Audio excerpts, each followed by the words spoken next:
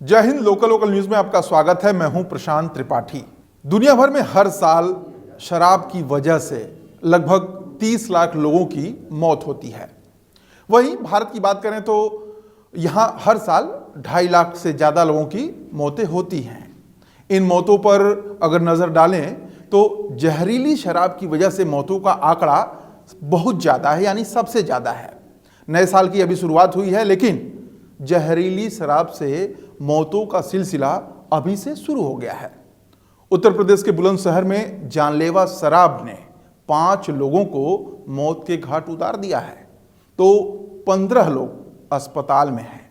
बताया जा रहा है कि 15 लोगों में से मैक्सिमम लोगों की हालत गंभीर है। उत्तर प्रदेश में जहरीली शराब के खिलाफ सरकार की मुहिम काफ़ी चली है। मौत के सौदागरों का जो लगातार कार्रवाई है वो भी हो रहा है। बावजूद इसके जहरीली शराब का तांडव जारी है।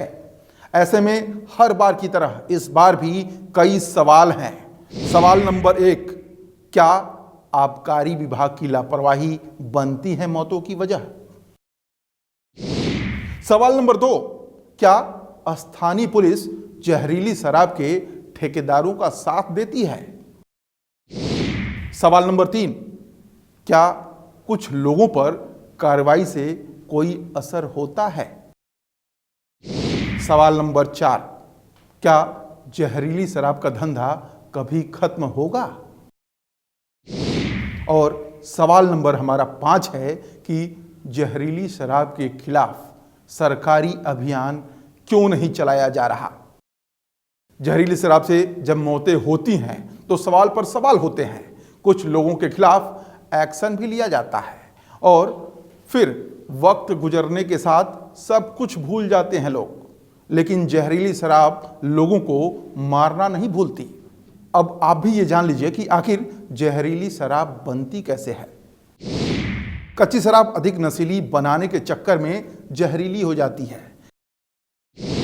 कच्ची शराब बनाने के लिए महुए के लहन को सड़ाने के लिए कुत्ते का शौच, ऑक्टोसिन, ये तमाम तरह की चीजें जो है वो इस्तेमाल होती हैं। समझ सकते हैं कि कैसे बनता है।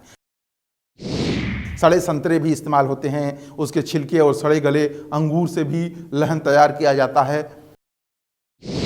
कच्ची शराब में गुड़ सीरा के लहन भी तैयार किए जाता है, यानी लहन को मिट्टी में गाड़ दिया जाता है जिसमें यूरिया, बेशरमबेल की पत्ती डालते हैं। और सिर्फ उत्तर प्रदेश ही नहीं बल्कि भारत के कई राज्यों में जहरीली शराब का कारोबार धड़ल्ले से चलता है और उसमें कोई शक नहीं, अगर पुलिस प्रशासन चाह ले तो किसी भी जिले में, कस्बे में या फिर कहीं भी जहरीली शराब का धंधा चल नहीं सकता। लेकिन हर रोज हजारों जिंदगियों के साथ खिलवाड़ करने वालों को किसी का डर नहीं होता। तो क्या ये मान लिया जाए जहरीली शराब से वक्त वक्त पर लोगों की जान जाती रहेगी?